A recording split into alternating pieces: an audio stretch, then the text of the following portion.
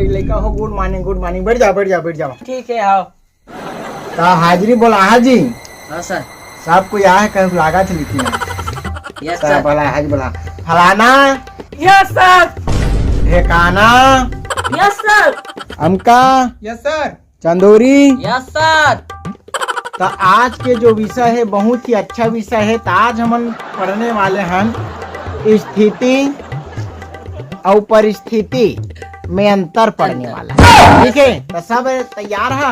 Yes sir. तो तुम जानता कि नहीं स्थिति और परिस्थिति में अंतर? नहीं जान। उनका यस सर। आज तोला बताना है स्थिति और परिस्थिति में अंतर। खड़ा हो जा इतिया हमका बताही आज हमारा स्थिति और परिस्थिति में अंतर। चल बता जी। देखा मोर हाथ टूट गए और लाग दे तो मोर स्थिति खराब।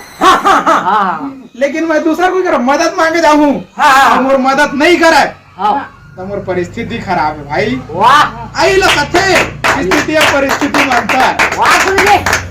स्थिति में